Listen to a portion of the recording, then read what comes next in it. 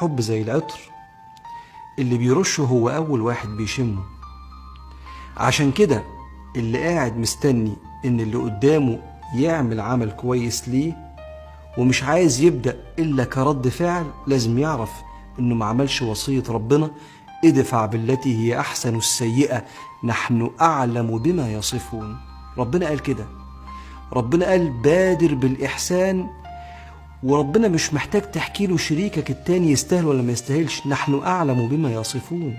ابدأ برضو بالإحسان، هو عالم باللي بيحصل وقال لك ابدأ بالإحسان، وأنا قلب شريكك عليا هخليه في إيديك، بس ابدأ. خلي بالكم، البصر غير النظر. البصر غير ايه؟ النظر. يعني ايه الكلام ده؟ يعني النهارده عارفين اللي جاي منها البصيرة. البصيرة هو اللي احنا بنسميها مجازا العين الثالثة اللي هي عين العقل.